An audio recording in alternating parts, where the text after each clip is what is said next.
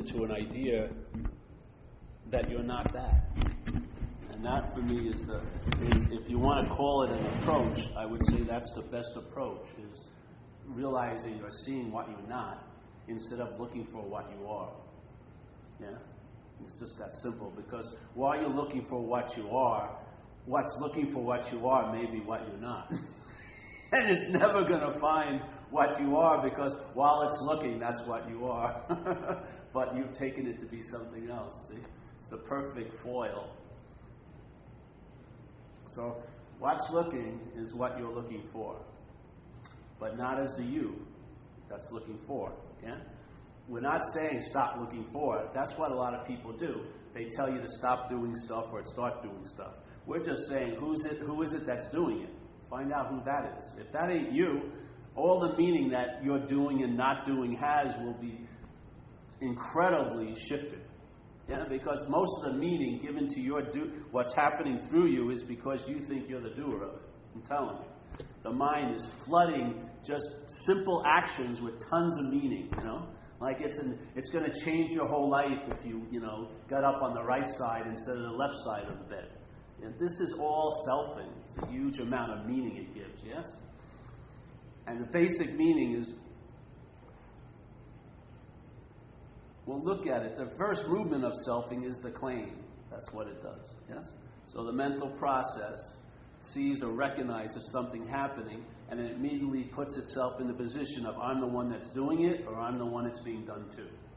And from that point of view, called self-centeredness, the mind tells a story about life. Yeah? Instead of seeing life is happening, it's happening to you. It's a totally different story. Totally different story. And I believe the basic premise is life is happening. So you don't really have to do anything to see life is happening.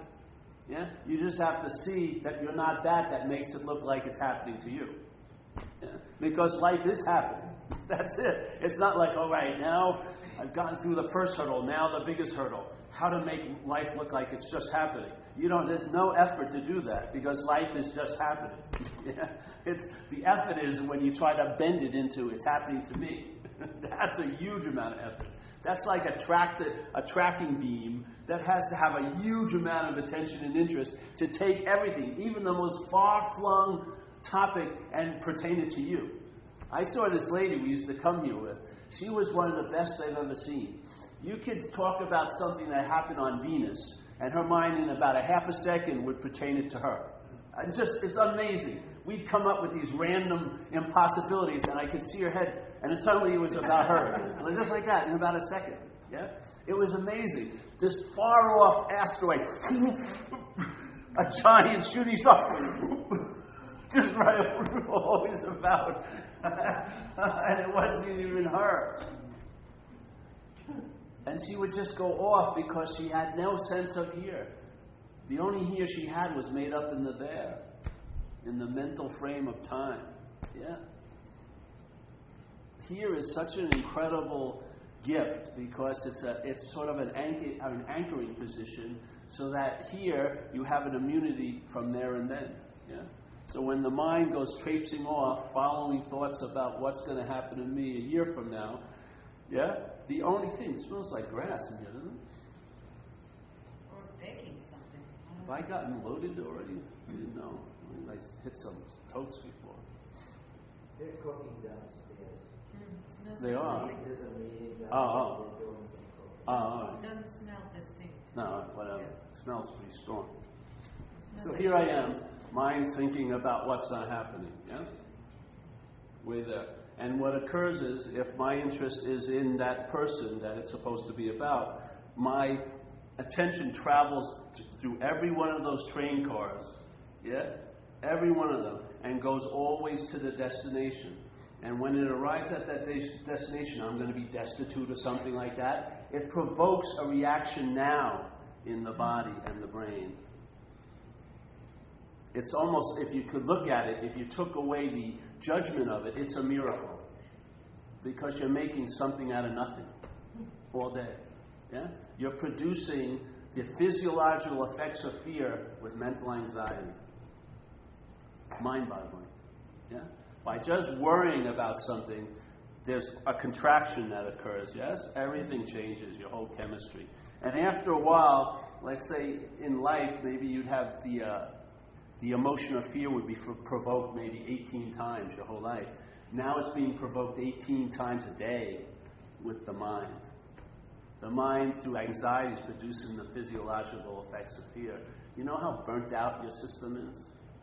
It's like getting electroshocked. Yes? What if? I could have. I should have. There's no immunity to it as a self. Yeah? Once you take yourself to be an independent, long-lasting, separate entity, you are a projection of conditional mind. That's what you take yourself to be. And therefore, in a sense, self is never going to get out of self. Self is never going to find the perfect immunity to self. People have been trying for years and years and years and years. They practice one thing, it's not enough, then they get into turbocharged Buddhism, and then they go to Kabbalah, then they mix a little Tantra with this and that, your little cooking classes, Tantra, sitting quiet, kayaking, you're trying to provoke something, but self can't get out of self.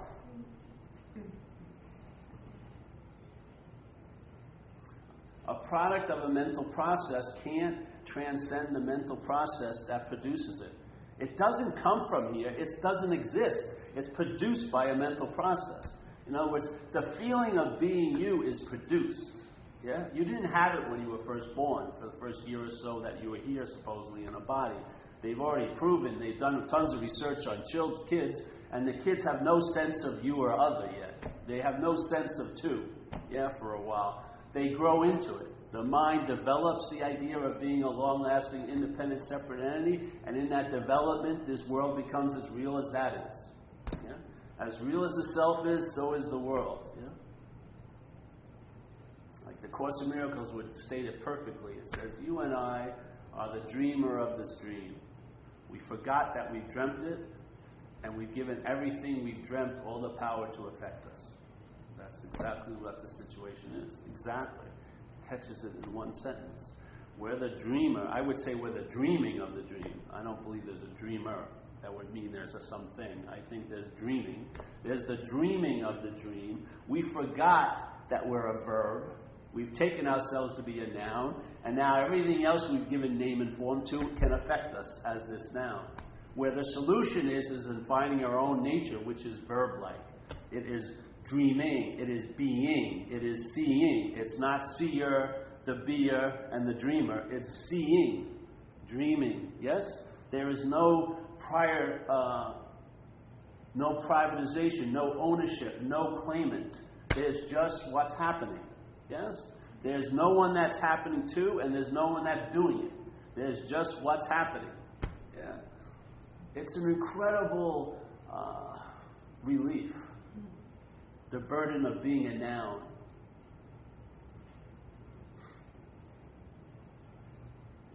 Let's say one segment of your head's activity, guilt and shame. Yeah?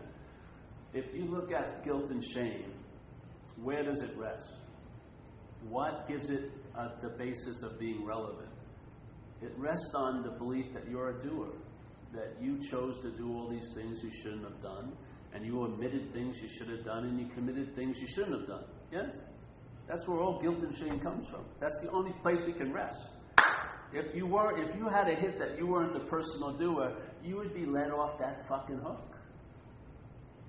You would be relieved of that burden of identification as self. And one of the biggest hooks is guilt and shame, based on being the doer.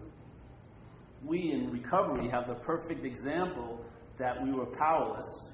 As soon as we introduced a drug or an alcohol, it was like dancing with a gorilla.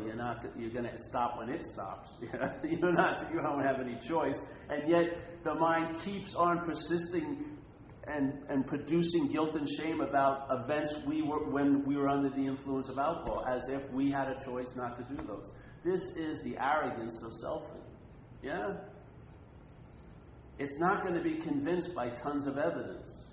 The only evidence I like is when you realize you're not that. It all distills into one point. Hey, I'm not that. You don't turn around and start looking for what you are. You're the seeing of what you're not. when it dawns on you you're not that, that's a beautiful example of your own nature, which is seeing. You've finally seen through the veil. You've seen the trance. You've seen how it's produced. You see how it's reinforced. And it all distills into, I'm not that. Yeah? And then you know it by its absence. You will know that that was the problem by its absence. You will really get to know what they said in AA was verifiably so by the absence of the dilemma. Yeah? Once the identification as self gets dismissed, there's a huge amount of relief shows up in one's life, and you put two and two together. Why it wasn't showing up? Because that bondage to self was active. Yes? It's as simple as fucking that. When that gets deactivated, something that had never been delivered, always promised, always given you a 5-year plan how to get there, always said, oh, if you jump through 80 hoops, you'll arrive there. Not now, but sometime sooner or later, if you look in the right way or whatever. There's always considerations, requirements, and it was always put off as an arrival date. That's not how this works. The solution doesn't play in time. It downloads, and one of the aspects it downloads is timelessness. Yeah? It doesn't take any time to get out of an imaginary place. The whole dilemma is we don't recognize that we're inherently out of that place. We just don't recognize it.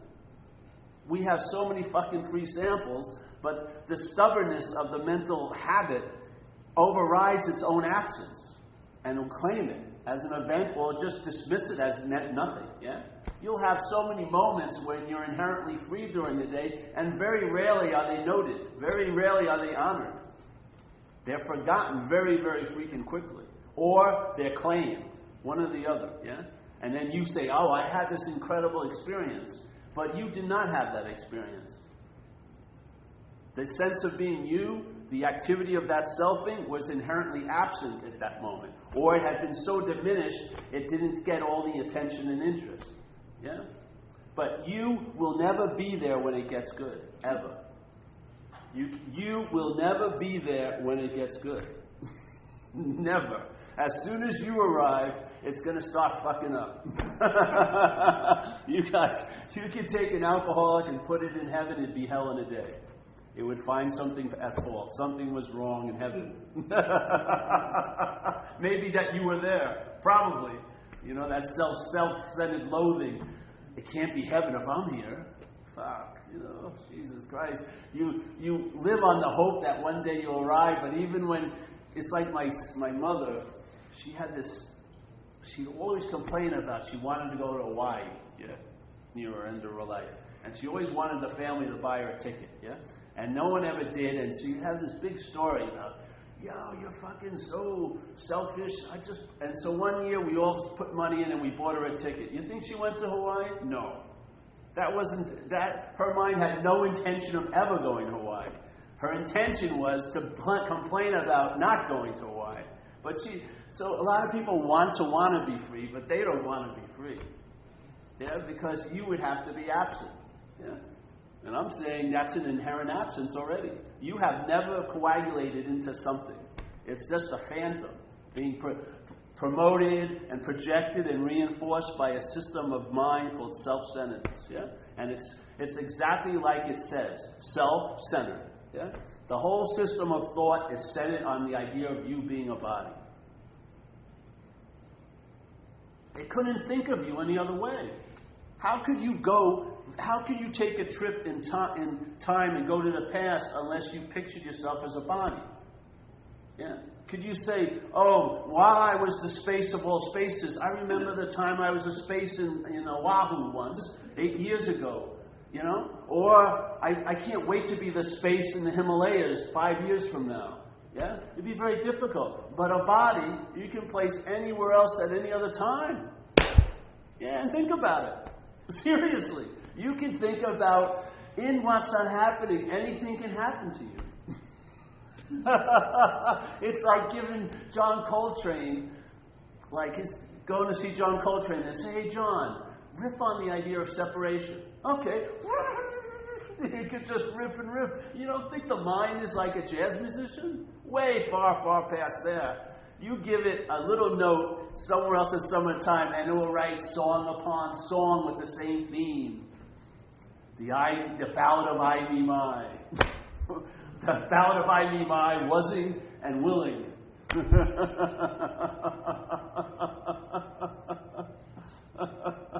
And it's hard to drag your attention away from it because the attention, like a bloodhound, has been given the scent of it, and it's been called you. And that's what drives it. Your interest and attention goes to wherever you think you are. I swear to God. If the mind shifts, your interest and attention will stop going into that black hole of selfing, and it will actually enrich your life instead of bonding it. Yeah? Instead of being enslaved to this idea of being Paul, that same interest and attention will enrich your life. Yeah? Every day you live, that interest and attention now can be interested and intended to know thingness. Instead of being enslaved to this one thing in relationship with all these other things. Yes? Enslaved to this one thing in relationship to all other things. It's the same. It's the same energy. Exactly the same. The same interest and attention.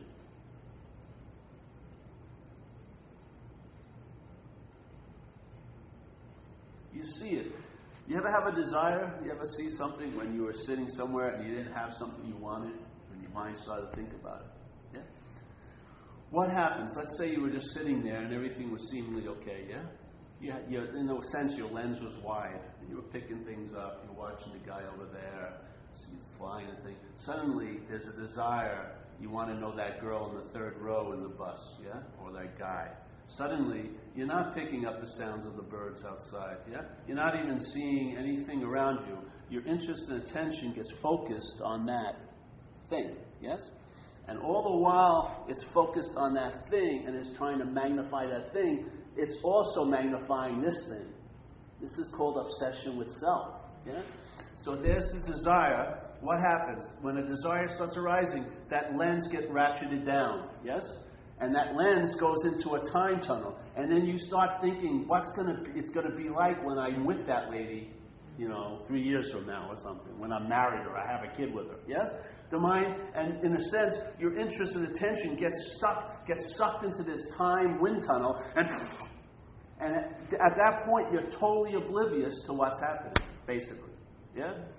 You're just riding on this desire with the hopes that you'll be fulfilled somehow by it. But I'm telling you, we are right now the effect of a desire of mind, which is the desire to become a self. And this desire has ratcheted our interest and attention, our focus down, and we are absorbed in being a separate individual unit. Yes? And this desire to be this can never be fulfilled. No matter how much I think about this, no matter how much I feel everything as if it's me and mine, I will never lose my own nature of nothingness and become this nature. So this desire is always going to be unfulfilled, which begets all the other desiring. Because all the other desires are about getting relief from this unrequited desire. Yeah? And this will never climax, ever. You are never going to be what you're thinking about. You will never become what you're thinking about. You can only appear to be to you, feel it like it's you, a vague sense of being you, but I'll tell you, it's never going to crystallize into you. Yeah? So there's that desire. What do you think all addictions are? All addictions are trying to get relief from the original addiction, which is mind addicted to the idea of being a self.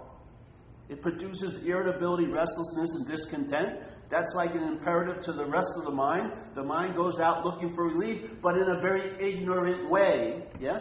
So it believes, I'm going to take something to make myself feel better, but the self it wants to make feel better is the source of the problem. Yeah?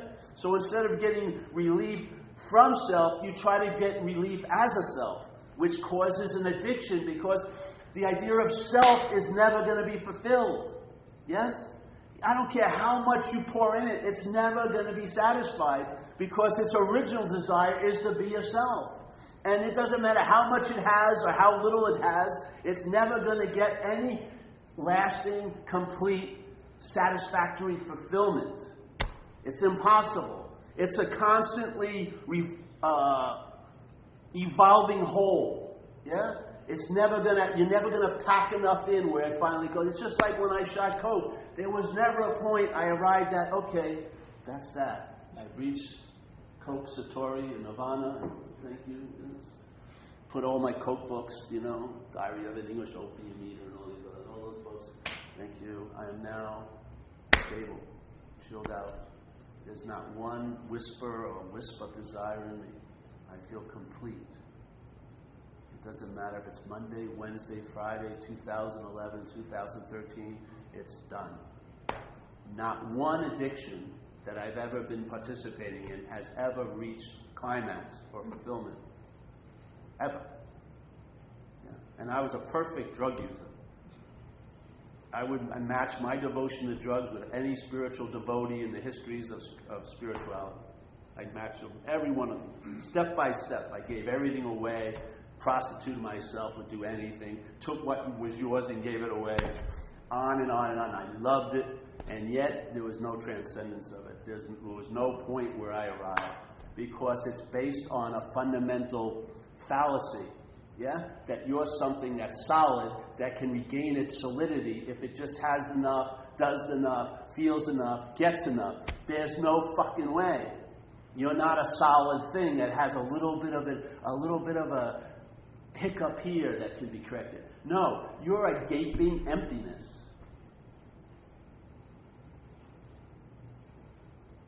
Check it out. You're going to be seen as an urban renewal project to the last moment of your life. Your mind is always going to be bitching about something that wasn't built, or who didn't mop that floor, or blah, blah, blah. And the whole plan is, it's just like the Golden Gate Bridge. We went over it today, and I said to the lady, oh, did we pay for the bridge yet? Yeah? The whole story about the Golden Gate Bridge was they had the toll for them to pay for the bridge. And then they were going to stop the toll once the bridge was paid for. Yeah, it's been about 800 times it's been paid for. Yeah. It's never ending. It's exact same. Exact same. You give it, you give it, you give it, you're going to have to keep giving it. Yeah? Its whole basis is agitation. How could that agitation, through agitation, find rest? How can something that's agitated at its core, right? A selfing, a mental process, yeah, based on agitation, how is that through agitation going to arrive at rest? It's seeing you're not that. Then the rest that you're looking for as a goal is apparent to be your basic state, yeah? That there's no need to look for rest. You are that rest that's busily looking through agitation, yeah?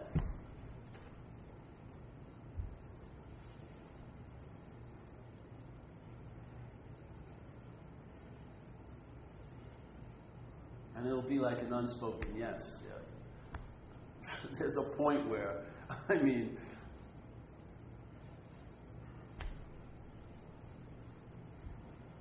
it's way past the point of being convinced. Yeah, there's just an unspoken knowing. Like for me, this was the last answer when I heard this invitation. I don't know how long ago. I've been open to new answers, but no new answer has come. All the downloads that come just reinforce that original supposition, yeah, of the phantom-like nature, the fleeting nature of selfing, as never going to be solid, never came from solidity, never will become solid. Yes?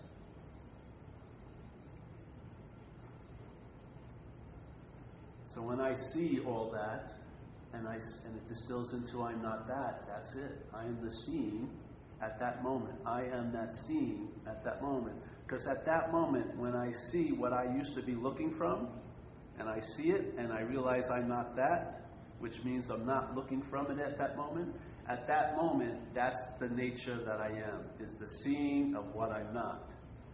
When that occurs, which I believe is always occurring, but when there's an awareness of that occurrence, that little seemingly very nano moment in time downloads more information than you could ever get by studying for 80 fucking years. It downloads information of the nature of freedom. Timeless, conditionalist, not to be arrived at, not to be found, not to be attained, not to be owned, not to become the knower of. More like what Ramana Maharshi said, I feel, this great master. And he says, to know God is to be God. To know God is to be God. Yeah? Most of this in here, to know God is to be a knower of God.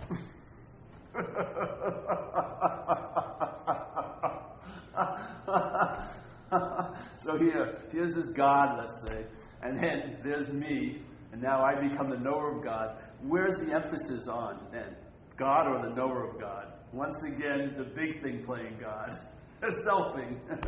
Now it's playing God with the idea of God. I'm a knower. The self, all supreme, the Alpha Omega, now knows God. I'm a knower of God now.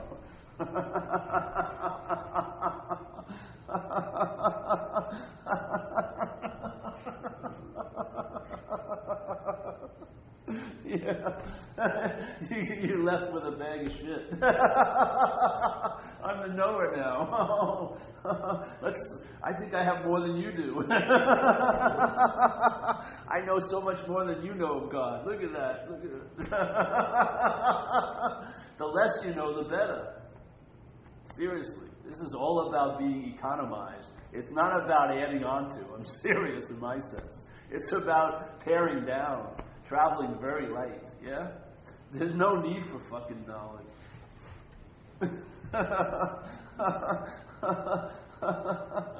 Freedom is so far past knowledge. You know, if you have a sense of freedom, it's a very strong message, yeah?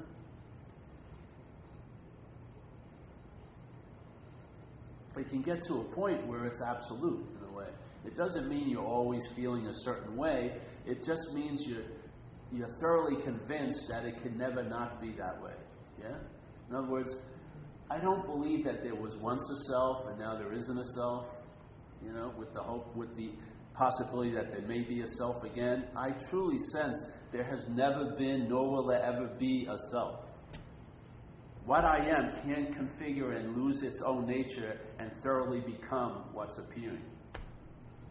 I don't care how much I get into this body as me, I can't make that alchemy move where I lose the nature of the gold-like quality of nothingness and take on this lead nature with absolutely no hint of the gold ever again. I just don't see that as possible.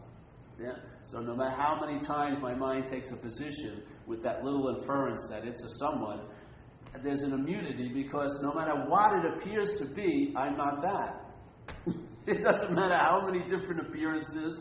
It could wear 8 coats. It still doesn't matter. As soon as it arises and there's that pointing at this phantom, I know there is no phantom. So there's a seeing, and that's what I am, is the seeing. And the seeing is never interrupted, ever. That's all mind's doing, is awareness. All it is onness. It doesn't have a hiccup. It doesn't have to become more on or less on. Yeah. And it's always available at all times. That's what I loved about it. When I came in AA, I had my idea of higher power, something saving me, getting me parking spaces at meetings, maybe a date, hopefully, or whatever, you know what I mean? Money, when I had no money. And then over time, the hit of it was, hey, it's always available at all times with no requirement necessary to meet it, yeah? I mean, there's no considerations that it could be distant from where I am at any point. Yeah? And then I realized, I don't want to have a God of my own understanding. That understanding is quite primitive and small. I want to have a God of its own understanding, yeah? Which has to become revelatory. Because when I'm in the position of finding out about God's understanding, I'm just using that word, but that understanding is, I'm in this, I must be in I don't know. And when I'm in I don't know, how my knowledge is by finding out, not by studying, yes? Not by doing, but I find out. I find out. And then it just keeps supporting that same very, very succinct form of knowledge. I don't know, finding out. Yeah? And I find that the knowledge found in that way is very, very convincing. It can produce a point where there's no convinced, unconvinced, convinced, unconvinced. You know, I'm really serious, I'm not serious. None of that. It goes beyond that, where the idea of surrendering becomes surrendered. Yeah? There's a state called surrendered when certain stuff's been put down and is not picked up again. And there's a walking away, no looking back, because you have no interest in it because it's not about you, really.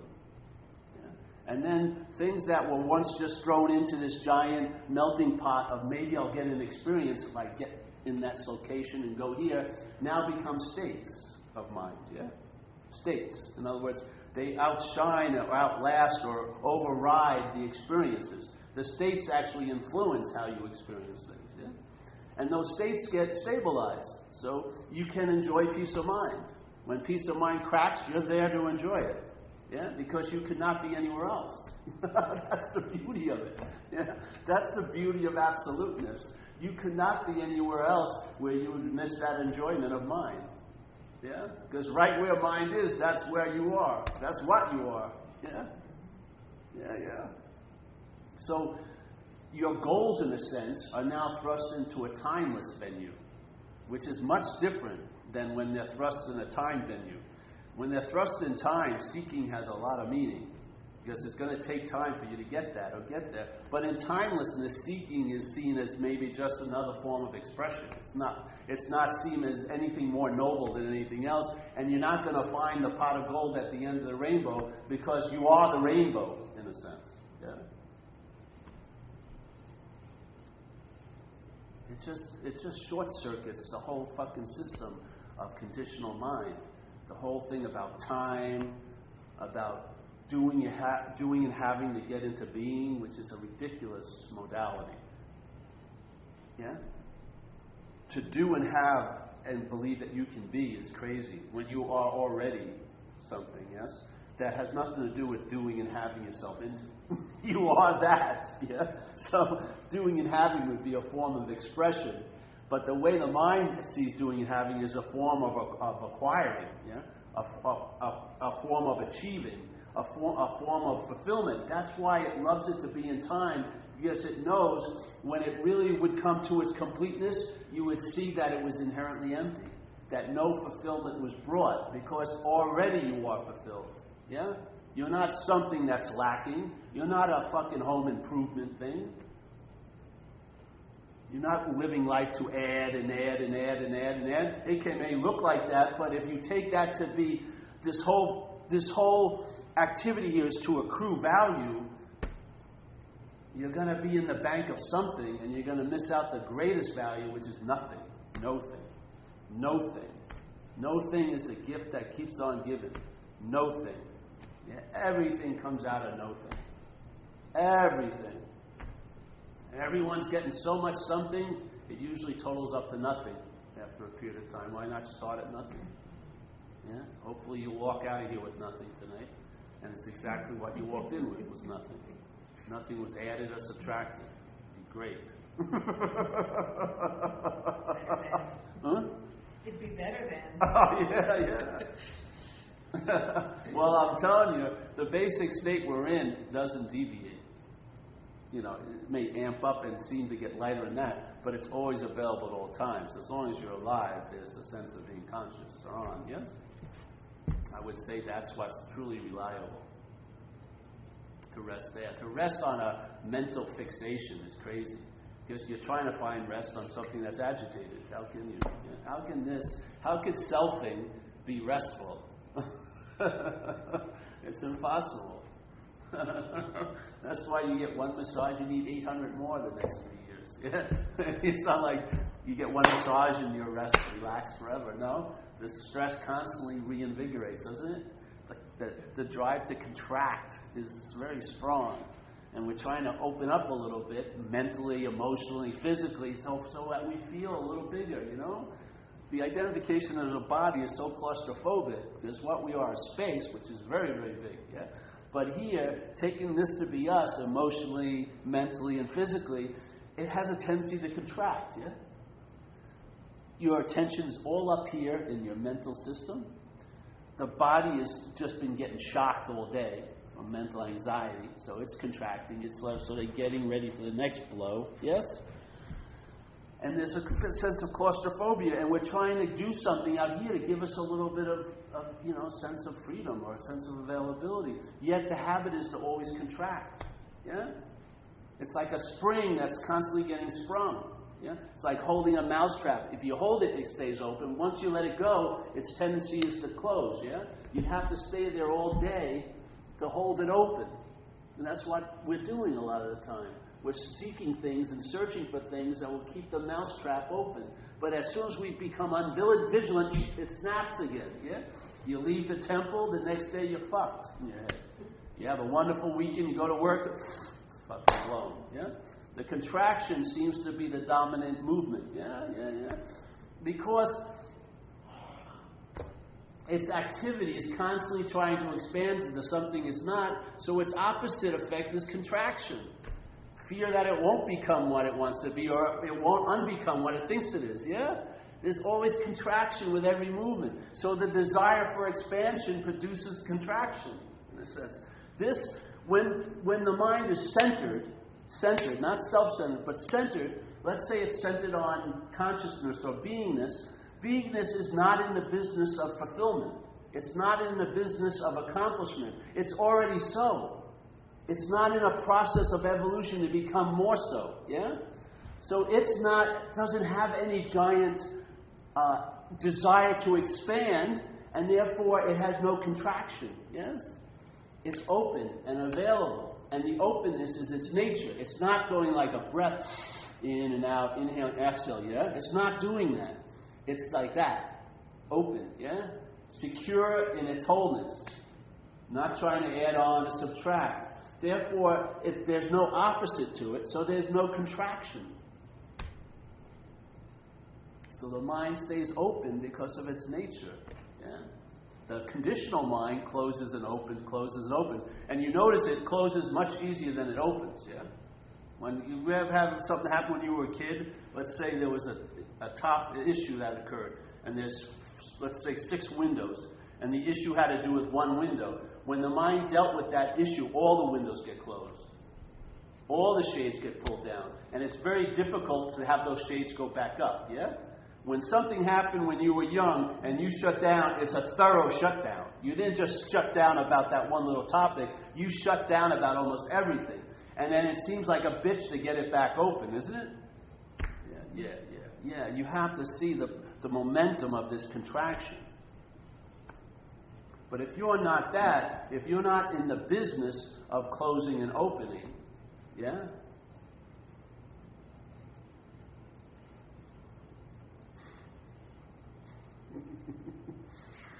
You may find something or nothing that's truly reliable, yes?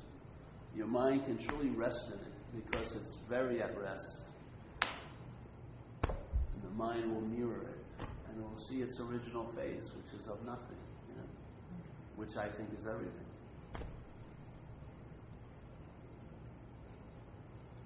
And one look can change this way of seeing forever, at least for this life.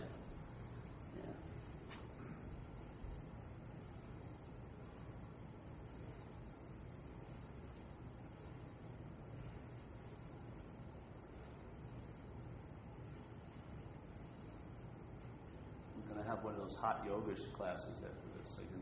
It's hot, So any questions tonight? No? God was out of it, wasn't it? Yeah. He was so in it, he was out of it. That's the beauty of it. So when God's out of it, it can look like he's really in it.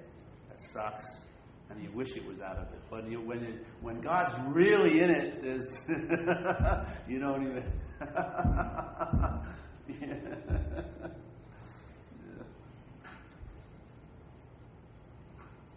I don't know, in recovery it just worked for me. Yeah? This message. I was doing these workshops every week for 20-something years. These 4th-step workshops. And so the main chapter I used was how it works, yeah? That's where it all comes from, how it works. And I was sharing a 4-week thing every month on how it works, going over the inventories. So I had read that stuff many times. I had read it out loud many times. And I had opened up to a lot of different interpretations because of all that activity. But I'll tell you, when my mind entertained this possibility and I read that chapter, the amount of downloads and the quality of the downloads were so fucking unsurpassed in flavor and quality and succinctness. It saw self as a foreign installment. It saw the disease of alcoholism as like a parasitical movement. Not a parasite, that would make it a thing, but a parasitical movement of mind, yeah? Something that doesn't have a life, that claims that life. And then it uses that life it claims to express it. It's just a perfect way of describing it. All this stuff started coming through. Incredible. And I had done nothing different, really. I just had gone to a meeting sort of like this. I heard this invitation. And then what I had been engaged with all these years got totally pumped with all this new life. Yeah? And none of it, the idea, when I see that word self in the book, it's never returned to the old way I used to see it. Never. Not fucking once. Not once. The basic essence of the message has stayed true every moment of every day. Yeah? Every time I look at that book, it would still see that's this essence that I'm not that would be there in the selfing. Everything. And no matter how many people I was engaged with that were into selfing and they demanded a little relevance about the selfing, there was still a part that there was no relevance given to it. And it's never moved. Yeah? No matter how, if I have a desire to be helpful and there's a desire to start therapizing, it usually shuts off. And no. That wouldn't be of help, really. Who would it be helping? The self, yeah? So let's just give it to him this way.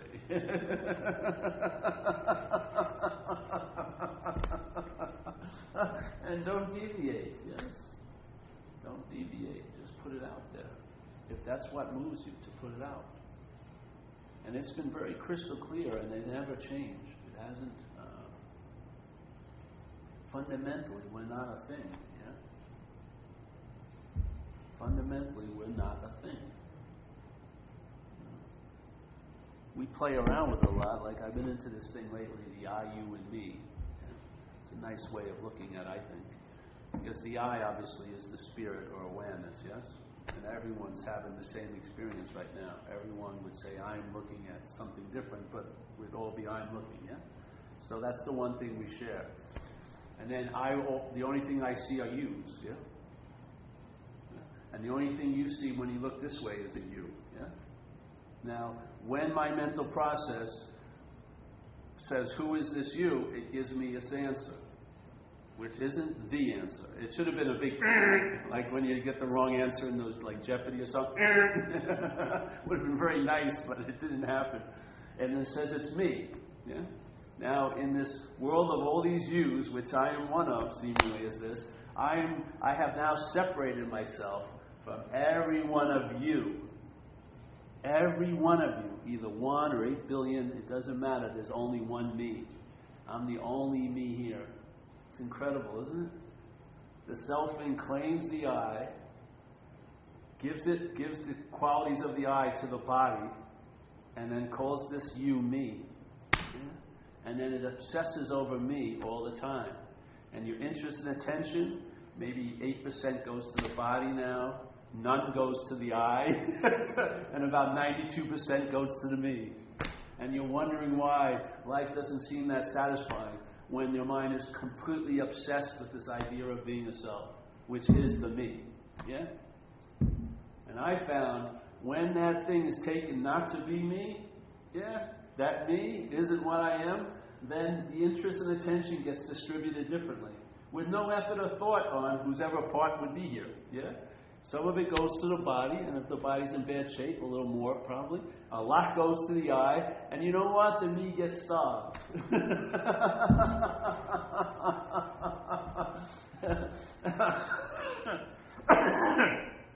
Yes. It used to live on about 90%, maybe it's getting about 7%. It's on an austerity package. Yes. It had to tighten up its buckle. And I find that distribution, it can switch like that, but when at least the I gets a little bit of attention, you cannot believe how much that little investment will produce in one's life here. You will travel lighter so much by just a little attention to this, because the eye never once will ever see life as happening to you.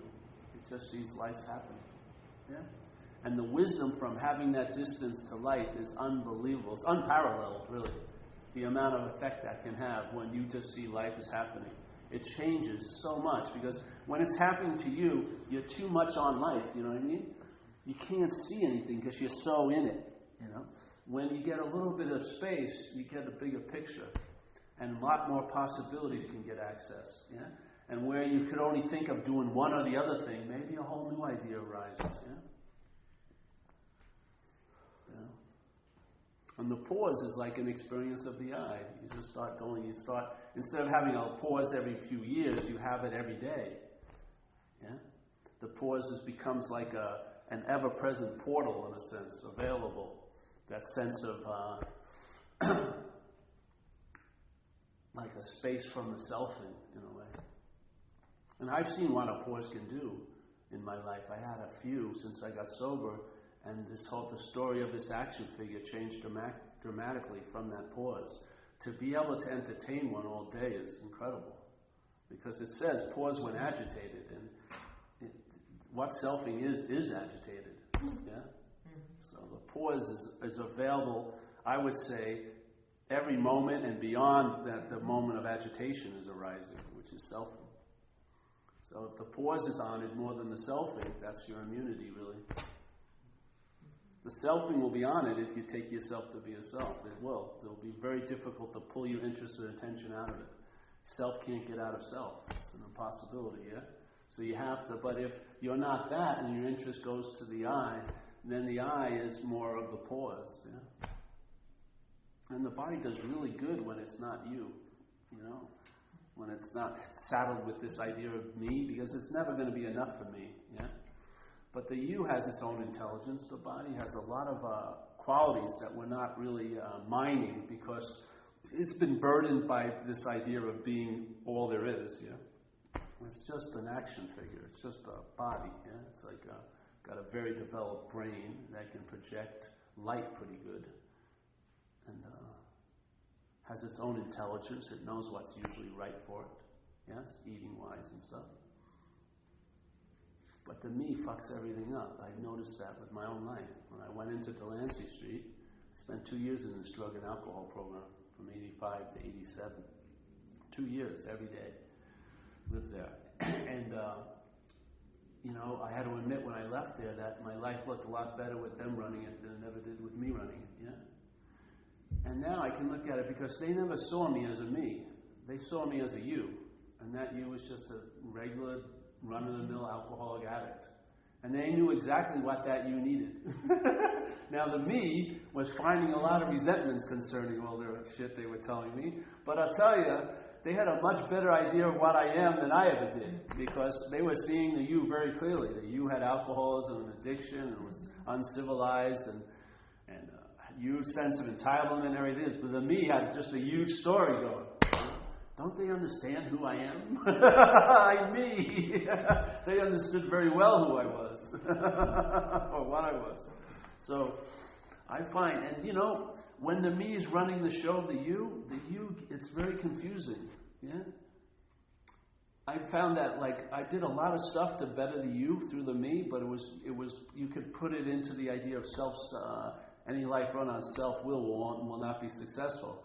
I spent tons of money trying to make the you better from the me's point of view, and none of it fucking did any good.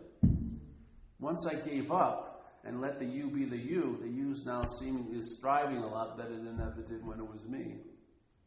Yeah. So what do you do? What do you do at those moments during the day when you feel the I becoming a me? The I doesn't ever become a me. It's the mind, it's the interest and attention starts emphasizing the selfing, and then there's the feeling of being a you produced. So what do you do in Nothing. case? Nothing. I don't have any rote answer. It matters what, at that moment, what's going on. Yeah? there's no rote answer for me. But if you know, the immunity's pretty good because I can see, in a way, I can see the phantom because it's nothing. See, so when I see it, I really see its original face, which is it's not there as a thing. But that's actually seeing what I am in a sense. Yeah. So, but I don't know. I don't find any kind of written law. Things happen, and then you just, you know, fit yourself around the circumstances. See what happens. But just get this idea in. Let it cook. You may be. It's work for a lot of people. I've watched over the years people who've come here for a while. They have to, even if it's begrudgingly admit that they're traveling lighter.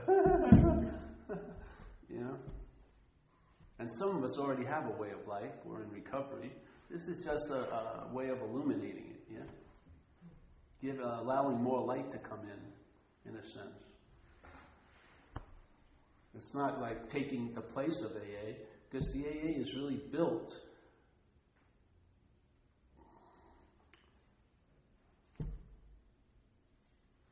well, you have to find out what it's built for, actually. For me, it's just been a great way of life, because I have this you has a disease, yeah, of mind and of body. I have a physical allergy to alcohol and drugs. And when either of them are introduced to the body, it sets off a lot of trains of circumstances that I have no idea what's going to happen. Yeah? So that's like the one, let's say, rule I have here is just not get loaded. Pretty much everything else is open, like I'm a free range in a sense. But I don't play around with the idea of alcohol and drugs. Because it's like a big dog that's asleep. I don't want to see it wake up. Alcoholism. I'd much rather have it asleep or dormant, you know?